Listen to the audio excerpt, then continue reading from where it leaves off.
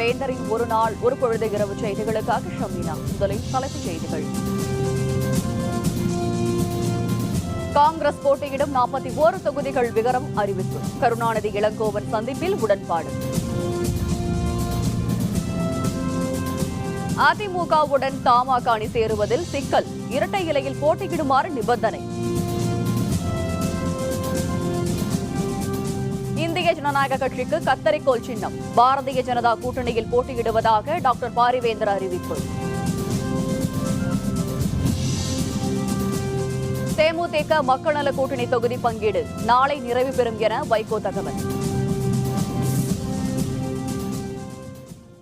திமுக கூட்டணியில் இடம்பெற்றுள்ள காங்கிரஸ் கட்சிக்கு ஒதுக்கப்பட்டுள்ள 41 தொகுதிகளின் பட்டியல் வெளியிடப்பட்டுள்ளது.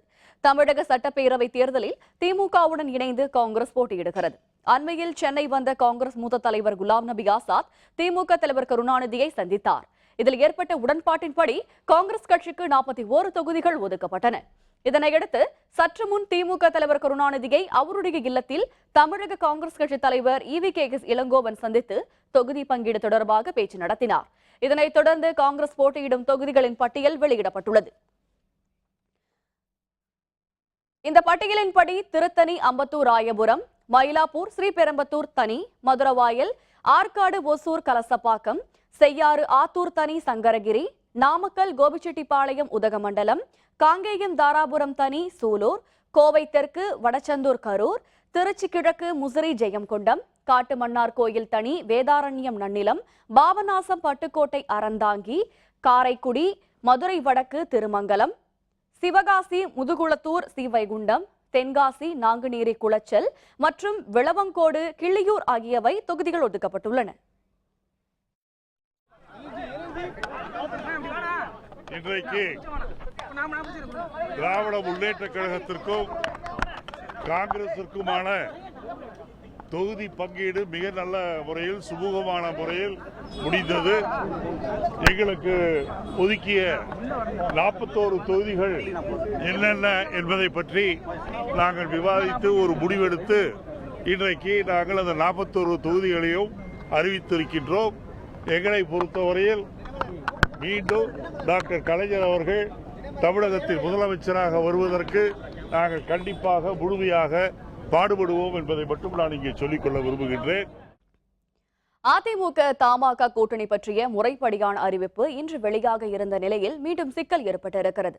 தமாகவினர் அனைவரும் இரட்டை இலை சின்னத்தில்தான் போட்டியிட வேண்டும் என்ற நிபந்தனையே தடங்களுக்கு காரணம் என தெரிகிறது. தேர்தல் கூட்டணி தொடர்பாக அதிமுகவுக்கும் தமிழ் மாநில காங்கிரசுக்கும் இடையே பேச்சு நடைபெற்று வந்த போதிலும் தெளிவான முடிவு எதுவும் எட்டப்படாத நிலையில் அனைத்து தொகுதிகளுக்கும் அதிமுக வேட்பாளர்களை அறிவித்தது. நெருக்கடியான சூழலில் தொடர்ந்து நடந்த பேச்சுவார்த்தைகளில் தமிழ் மாநில காங்கிரசுக்கு 15 தொகுதிகள் என்று முடிவு செய்யப்பட்டு இன்று பகல் 11 மணி வாக்கில் முறைப்படியான அறிவிப்பு வெளிவரும் என எதிர்பார்க்கப்பட்டது. இதேபோல தமிழக வாழ்வுரிமை கட்சிக்கு தமிழகத்தில் 2 தொகுதிகளும், புதுவையில் 1 தொகுதியும், ஜான் பாண்டியன் கட்சிக்கு 1 தொகுதியும் ஒதுக்குவதென முடிவு செய்யப்பட்டிருந்தது. இந்த நிலையில் தமாக வேட்பாளர்களும் இரட்டை இலை சின்னத்தில்தான் போட்டியிட வேண்டும் என்று தெரிவிக்கப்பட்டதால் தற்போது வாசன் பின்வாங்கியுள்ளதாக கூறப்படுகிறது. தமாகவில் சில தலைவர்கள் இரட்டை இலை என்றாலும் போட்டியிடலாம் என வலியுறுத்துவதாகவும், அடையாளத்தை இழந்து போட்டியிட வேண்டுமா என தனிப்பட்ட முறையில் JK வாசன் தயங்குவதாகவும் தெரிகிறது. இதனால் கூட்டணி பற்றிய அறிவிப்பில் சிக்கல் ஏற்பட்டிருக்கிறது. இதனிடையே கட்சியின் நலன் கருதி மக்கள் விரும்பும் கூட்டணியில் இடம்பெறுவோம் என்றும் விரைவில் அதற்கான அறிவிப்பு வெளியாகும் எனவும் தமிழ் மாநில காங்கிரஸ் தலைவர் JK வாசன் தெரிவித்துள்ளார். சென்னையில் உள்ள தமாக கட்சி தலைமை அலுவலகத்தில் செய்தியாளர்களுடன் பேசிய வாசன் மக்கள் விரும்பும் கூட்டணியில் இணைவோம் என தெரிவித்தார். அரசியல் கட்சி தலைவர்கள் மற்ற தலைவர்களின் சாதி, இனம், மதம் போன்றவற்றை இழிவுபடுத்தும் வகையில் பேசக்கூடாது என்றும் அவர் குறிப்பிட்டார். பல கட்சிகள் நாங்கள் தங்களுடைய கூட்டணியிலே இருக்க வேண்டும் என்று விரும்புகிறது. கட்சியினுடைய எதிர்கால நலன் கருதி இன்றைக்கு தொண்டர்களுடைய மனநிலை, பொதுமக்களுடைய மனநிலைக்கு ஏற்றவாறு எந்த முடிவையும் தமிழ் மாநில காங்கிரஸ் தன்னுடைய எதிர்கால வளர்ச்சியை கருதி எடுக்கும். தமிழக சட்டப்பேரவை தேர்தலில் பாரதிய ஜனதா கட்சி தலைமையிலான கூட்டணியில் போட்டியிட உள்ள இந்திய ஜனநாயக கட்சிக்கு கத்தரிக்கோல் சின்னம் ஒதுக்கப்பட்டுள்ளதாக கட்சியின் நிறுவனர் தலைவரான டாக்டர் பாரிவேந்தர் அறிவித்துள்ளார். சென்னை அசோக் நகரில் உள்ள இந்திய ஜனநாயக கட்சி தலைமையகத்தில் சட்டப்பேரவை தேர்தல் பற்றிய ஆலோசனைக் கூட்டம் டாக்டர் பாரிவேந்தர் தலைமையில் நடைபெற்றது. கூட்டத்தில் பேசிய டாக்டர் பாரிவேந்தர், தமிழகத்தில் தற்பொழுது உள்ள அரசியல் சூழ்நிலையில் கூட்டணி அமைத்து போட்டியிடுவதுதான் சரியாக இருக்கும் என முடிவெடுத்து பாரதிய ஜனதா தலைமையிலான தேசிய ஜனநாயக கூட்டணியில் இந்திய ஜனநாயக கட்சி போட்டியிடுவதாக பாரிவேந்தர் தெரிவித்தார். கட்சியின் தலைமையகத்தில் இருந்து யார் வேட்பாளராக அறிவிக்கப்பட்டாலும் கட்சி தொண்டர்கள் தங்களையே வேட்பாளராக அறிவித்ததாக கருதி தேர்தல் பணி ஆற்ற வேண்டும் எனவும், திராவிட கட்சிகளுக்கு மாற்றாக பிற கட்சி வராதா என மக்கள் ஏங்குவதாகவும், இந்த அதிருப்தியை பயன்படுத்தி கடுமையாக உழைத்தால் தேர்தலில் வெற்றி பெற முடியும் எனவும் டாக்டர் பாரிவேந்தர் தெரிவித்தார். ஒரு தேர்தலுக்கு அடிப்படை சின்னம் நாம் இப்பொழுது கத்தரிக்கோலை சின்னமாக வைத்திருக்கிறோம். இந்த கத்தரிக்கோல் என்பது எல்லாத்துக்கும் பரிச்சயப்பட்ட ஒரு பொருள். நம்முடைய தேர்தல் முறை என்பது மற்றவர்களுக்கு ஒரு உதாரணமாக இருக்க வேண்டும் என்று சொல்லியிருக்கிறேன். தமிழ்நாடுடைய மக்கள் மனநிலை இப்பொழுது எப்படி இருக்கிறது என்றால், எப்படியாவது ஒரு மாற்றத்தை கொண்டு வர முடியாதா, அது யார் மூலம் வந்தாலும் சரிதான் என்கிற நிலை இருந்து கொண்டிருக்கிறது. திராவிட கட்சிகளை நாம் அப்புறப்படுத்த வேண்டும் என்ற அடிப்படையில் மக்களுக்கு அவருடைய அதிருப்தியும் இருக்கிறது. அந்த அதிருப்தியை பயன்படுத்தி கொண்டு நீங்கள் மிக எளிதாக வெற்றி பெறுகிற வாய்ப்பை பெறலாம். ஆக உங்களிடம் எதிர்பார்ப்பதெல்லாம் உடல் உழைப்பு தான். அந்த உடல் உழைப்பு நீங்கள் சரியாக இந்த 40 நாட்கள் செய்தால் உறுதியாக சொல்கிறேன், உங்களில் பல பேர் வெற்றி பெற வாய்ப்பு இருக்கிறது. கூட்டத்தில் இந்திய ஜனநாயக கட்சியின் தலைவர் கோவை தம்பி, பொதுச் செயலர் பி ஜெயசீலன், தலைமை நிலைய செயலர் AR ரங்கபாஷ்யம், முதன்மை அமைப்பு செயலர் SS வெங்கடேசன், கொள்கை பரப்பு செயலர் MS ராஜேந்திரன், துணை பொதுச் செயலர்கள் ஆனந்த பிரியா, நெல்லை ஜீவா, மகளிரணி செயலர் அமுதா, வழக்கறிஞர் பாலு உள்பட தமிழகம் முழுவதும் இருந்து மாவட்ட தலைவர்கள் உள்பட ஏராளமானோர் கலந்து கொண்டனர்.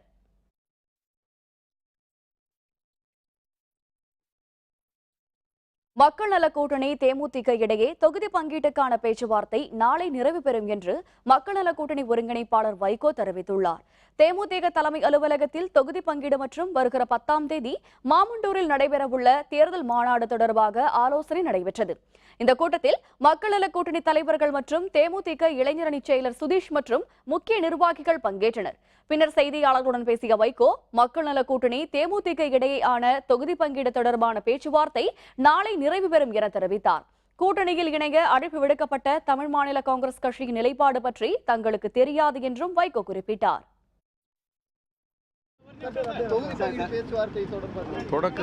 இன்றைக்கு தொடங்கி இருக்கு, நாளைக்கு தொடரும். அது நாளைக்கு தான் ஃபைனலைஸ் ஆகும். இல்லை என்ன இல்லை, அது நாளைக்கு தான் தெரியும். எனக்கு தெரியாது, எனக்கு அதை பற்றி தெரியாது. திமுக கூட்டணியில் இடம்பெற்றுள்ள புதிய தமிழகம் கட்சிக்கு 4 தொகுதிகள் ஒதுக்கப்பட்டுள்ளதாக கட்சியின் தலைவர் டாக்டர் கிருஷ்ணசுவாமி தெரிவித்துள்ளார். திமுக தலைவர் கருணாநிதியை அவருடைய கோபாலபுரம் இல்லத்தில் புதிய தமிழகம் கட்சியின் தலைவர் கிருஷ்ணசுவாமி சந்தித்தார். தமிழக சட்டப்பேரவை தேர்தல் கூட்டணி தொடர்பாக இருவரும் பேச்சு நடத்தினர். பின்னர் செய்தியாளர்களுடன் பேசிய கிருஷ்ணசுவாமி, திமுக கூட்டணியில் புதிய தமிழகம் கட்சிக்கு 4 தொகுதிகள் ஒதுக்கப்பட்டுள்ளதாக தெரிவித்தார். எந்தெந்த தொகுதிகளில் போட்டியிடுவது என்பது பற்றி நாளை அறிவிக்கப்படும் என்றும் அவர் குறிப்பிட்டார். புதிய தமிழகம் கட்சி திராவிட முன்னேற்றக் கழகத்தின் தலைமையிலான கூட்டணியில் இணைந்து போட்டியிடுவதென முடிவு செய்யப்பட்டு இன்று ஒப்பந்தமானது. அதில் புதிய தமிழகம் கட்சிக்கு 4 சட்டமன்ற தொகுதிகள் ஒதுக்கி அந்த ஒப்பந்தம் கையெழுத்தாகி இருக்கிறது.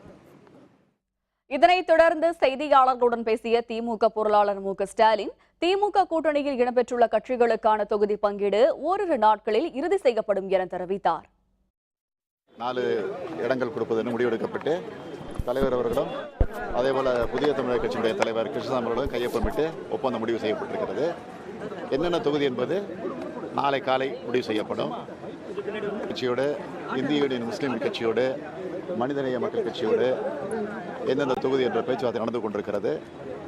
நாளை அல்லது நாளை மறுநாள் அநேகமாக எல்லாமே முடிந்துவிடும். திமுக கூட்டணியில் இடம்பெற்றுள்ள காங்கிரஸ் கட்சிக்கு 41 தொகுதிகள் ஒதுக்கப்பட்டுள்ளன. ஏற்கனவே இந்திய யூனியன் முஸ்லிம் கட்சிக்கு 5 இடங்களும் மனிதநேய மக்கள் கட்சிக்கு 5 இடங்களும் ஒதுக்கப்பட்டுள்ளன. இது தவிர தமிழக விவசாய தொழிலாளர்கள் கட்சி, சமூக சமத்துவ படை கட்சி, பெருந்தலைவர் மக்கள் கட்சி ஆகிய கட்சிகளுக்கு தலா 1 தொகுதி ஒதுக்கப்பட்டுள்ளது. திமுக தலைவர் கருணாநிதியை புதிய தமிழகம் கட்சி தலைவர் டாக்டர் கிருஷ்ணசுவாமி சந்தித்த பிறகு புதிய தமிழகம் கட்சிக்கு 4 தொகுதிகள் ஒதுக்கப்பட்டுள்ளன. இதுவரை திமுக கூட்டணியில் 58 தொகுதிகள் மற்ற கட்சிகளுக்கு ஒதுக்கப்பட்டுள்ளன. இதனிடையே திமுக கூட்டணியில் இருந்து விலகுவதாக SDBI அறிவித்துள்ளது. தொகுதி பங்கீடு தொடர்பான பேச்சுவார்த்தையில் உடன்பாடு ஏற்படாததால் கூட்டணியில் இருந்து விலகுவதாகவும், யாருடன் கூட்டணி என்பது பற்றி நாளை அறிவிக்கப்படும் என்றும் SDBI தெரிவித்துள்ளது. தலைமை தேர்தல் ஆணையர் நசீம் ஜெய்தி தலைமையிலான ஆணையர்கள் குழு புதுச்சேரியில் மேற்கொண்ட ஆய்வை தொடர்ந்து இன்று மாலை சென்னை வந்தனர். தமிழக தலைமை தேர்தல் அலுவலர் ராஜேஷ் லக்கானியுடன் தேர்தல் ஆணையர்கள் குழுவினர் ஆலோசனை மேற்கொண்டனர். இதனைத் தொடர்ந்து அனைத்து கட்சி பிரதிநிதிகளுடன் அவர்கள் ஆலோசனை மேற்கொண்டனர். இது பற்றிய விரிவான விவரங்களை தருகிறார் நமது செய்தியாளர் விக்னேஷ். தமிழக சட்டப்பேரவை தேர்தல் வருகிற மே 16ஆம் தேதி நடைபெற உள்ள நிலையில் தலைமை தேர்தல் ஆணையர் நஜீம் சைதி நேற்று தமிழகம் வந்தார். இன்று புதுச்சேரியை உள்ளடக்கிய சட்டமன்ற தொகுதியில் நடைபெறும் அந்த தேர்தல் பணிகள் குறித்து ஆய்வு செய்தார். இதன் பிறகு இன்று மாலை சென்னை வந்தடைந்த அவர் நட்சத்திர ஹோட்டலில் நடைபெற்று வரும் அந்த பிரச்சார புகைப்பட கண்காட்சி மற்றும் தேர்தல் விழிப்புணர்வு பிரச்சார வாகனத்தையும் அவர் பார்வையிட்டார். இதனைத் தொடர்ந்து அனைத்து கட்சி கூட்டம் நடைபெற்றது. அந்த கூட்டத்தில் அதாவது அங்கீகரிக்கப்பட்ட தேசிய மற்றும் மாநில கட்சிகளுடனான அந்த கூட்டம் நடைபெற்றது. இந்த கூட்டத்தின் போது திமுக, அதிமுக, தேமுதிக, மார்க்சிஸ்ட் கம்யூனிஸ்ட் கட்சி, இந்திய கம்யூனிஸ்ட் கட்சி உள்ளிட்ட பிரதிநிதிகள் இந்த கூட்டத்தில் கலந்து கொண்டனர். இந்த கூட்டத்தின் போது அதாவது வருகிற அந்த சட்டப்பேரவை தேர்தல் நாள் அன்று அவர்கள் கடைபிடிக்க வேண்டிய விதிமுறைகள், தமிழகத்தில் தற்போது இருக்கும் பாதுகாப்பு நிலவரங்கள், தேர்தல் அன்று முறையாக வாக்குப்பதிவு நடப்பதற்கான விவரங்கள் குறித்து இந்த கூட்டத்தில் விவாதிக்கப்படலாம் என தெரிகிறது.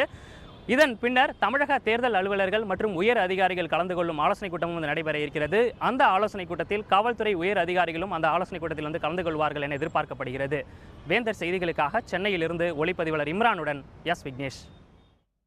வாக்காளர்களுக்கு இலவசங்கள் அளிப்பதை தடுக்க நடவடிக்கை எடுக்கப்படும் என தலைமை தேர்தல் ஆணையர் நசீம் ஜெய்தி தெரிவித்துள்ளார். தமிழகம் மற்றும் புதுச்சேரி சட்டப்பேரவை தேர்தல் ஏற்பாடுகளை ஆய்வு செய்வதற்காக தலைமை தேர்தல் ஆணையர் தலைமையிலான குழுவினர் நேற்று புதுச்சேரி சென்றனர். புதுச்சேரி மாநிலத்தில் அங்கீகரிக்கப்பட்ட அனைத்து கட்சி பிரதிநிதிகளுடன் அவர்கள் ஆலோசனை நடத்தினர்.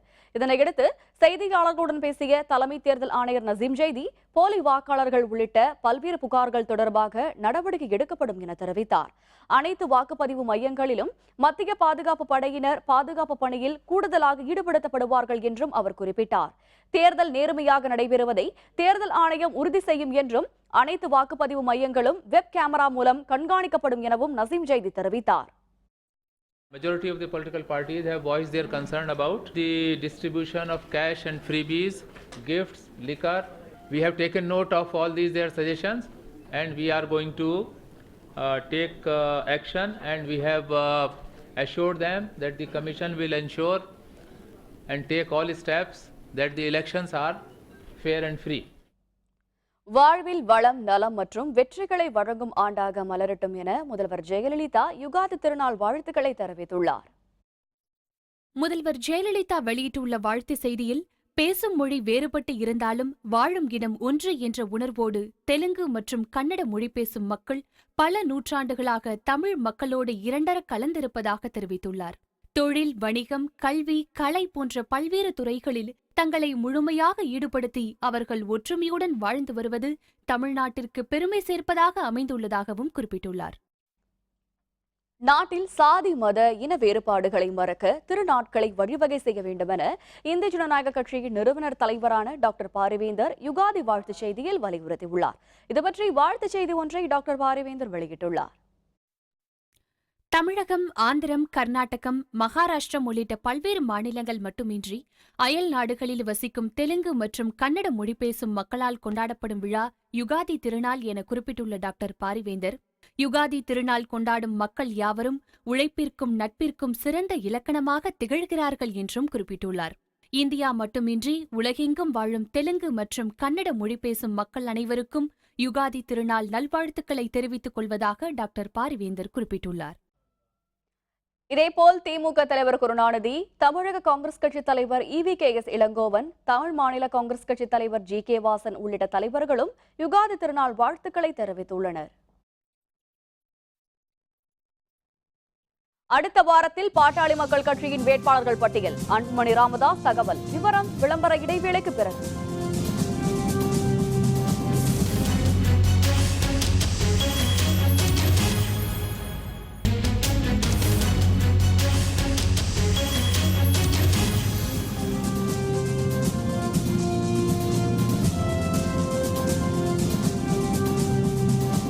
செய்திகள் தொடர்கின்றன.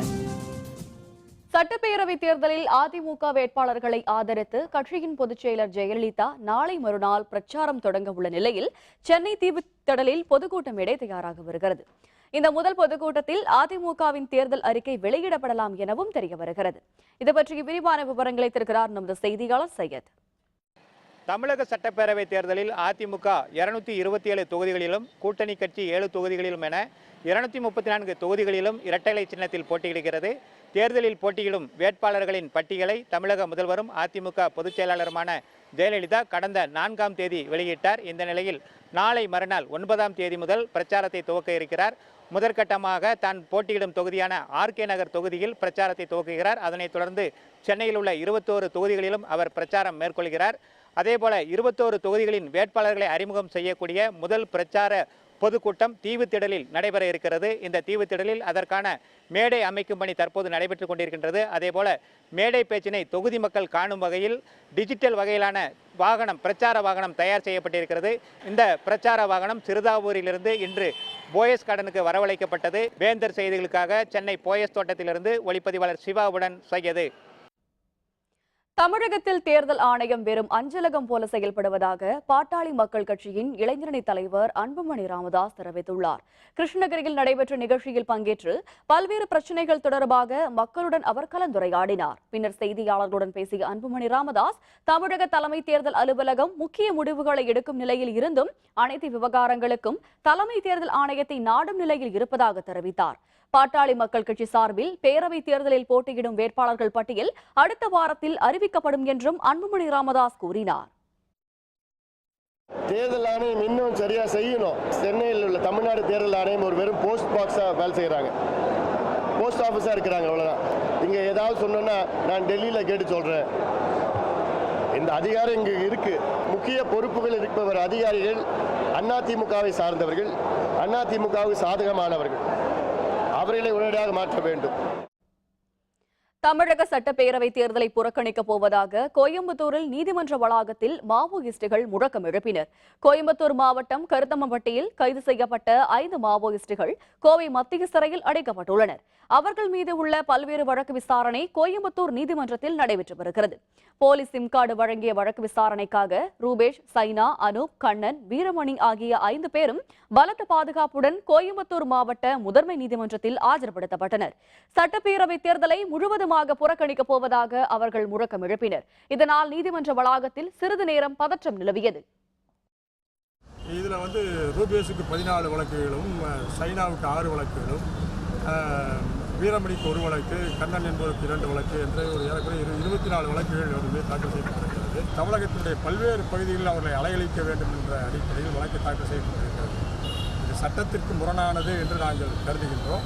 இதற்கு எதிராக நாங்கள் உயர்நீதிமன்றத்தில் உரிய தீர்வை நாங்கள் பெறுவோம். அதற்காக போராடுவோம்.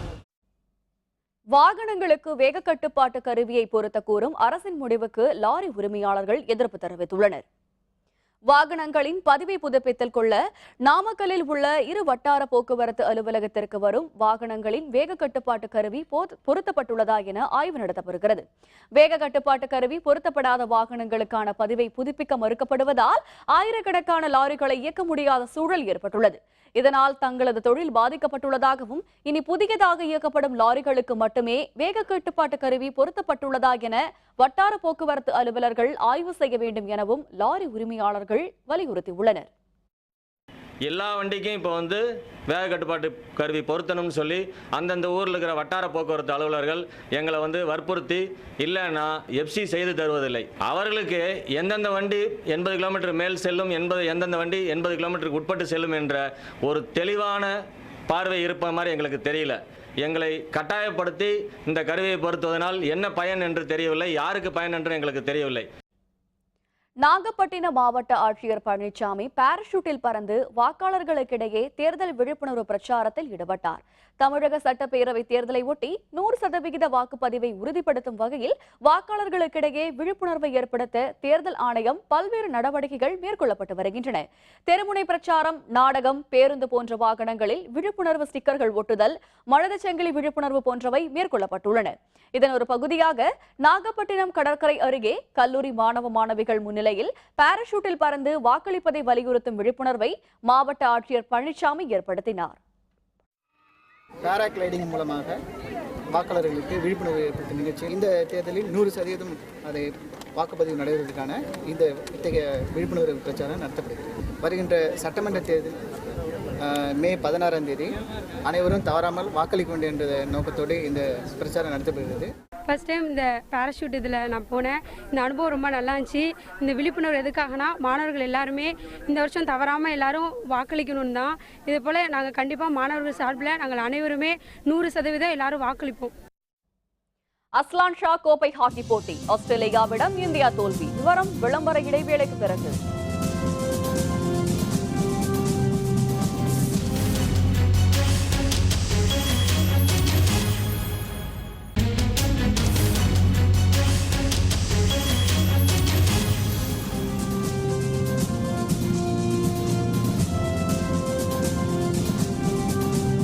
செய்திகள் தொடர்கின்றன. இனி அயலக செய்திகள்.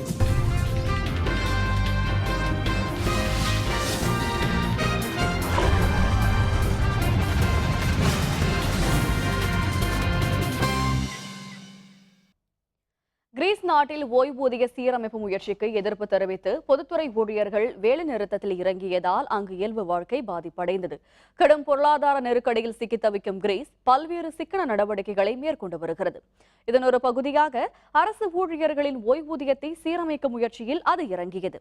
அதற்கான சட்ட முன்வரைவு கொண்டுவர அரசு முயன்ற நிலையில் கிரீஸ் அரசின் இந்த செயலை கண்டித்து பொதுத்துறை ஊழியர்கள் வேலைநிறுத்தத்தில் இறங்கினர். இதனால் விமான சேவைகள் அனைத்தும் ரத்து செய்யப்பட்டு ஏதென்ஸ் நகர விமான நிலையம் வெறிச்சோடி காணப்பட்டது. கிரீஸ் அரசை கண்டித்து ஆரஞ்சு நிற கொடிகள், பதாகைகளுடன் அரசு ஊழியர்கள் கண்டன பேரணிகளையும் நடத்தினர். நாடாளுமன்றத்திற்கு வெளியே கருப்பு நிற பலூன்கள் பறக்கவிடப்பட்டன.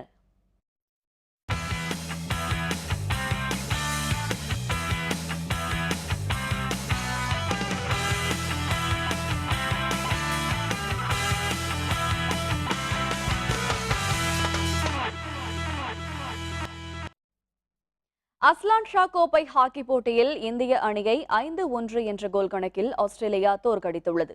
25வது அஸ்லான் ஷா கோப்பை ஹாக்கி போட்டி ஏப்ரல் 6ஆம் தேதி தொடங்கி 16ஆம் தேதி வரை மலேசியாவின் ஈப்போ நகரில் நடைபெறவுள்ளது.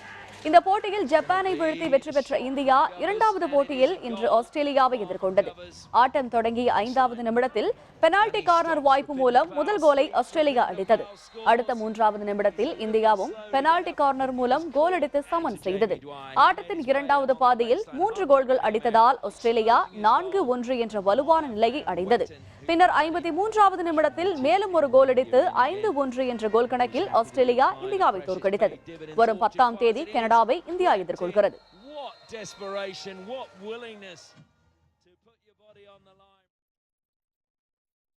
மீண்டும் தலைப்புச் செய்திகள்.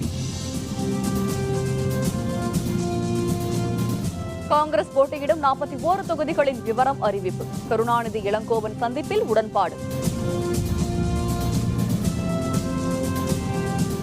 அதிமுகவுடன் தமாக அணி சேருவதில் சிக்கல், இரட்டை இலையில் போட்டியிடுமாறு நிபந்தனை. இந்திய ஜனநாயக கட்சிக்கு கத்தரிக்கோல் சின்னம், பாரதிய ஜனதா கூட்டணியில் போட்டியிடுவதாக டாக்டர் பாரிவேந்தர் அறிவிப்பு. தேமுதிக மக்கள் நல கூட்டணி தொகுதி பங்கீடு நாளை நிறைவு பெறும் என வைகோ தகவல். இத்துடன் வேந்தரின் ஒரு நாள் ஒரு பொழுது இரவு செய்திகள் நிறைவடைந்தன. மீண்டும் இரவு 10 மணிக்கு கண்ணுறங்கும் வேளை இரவு செய்திகளில் சந்திப்போம். வணக்கம்.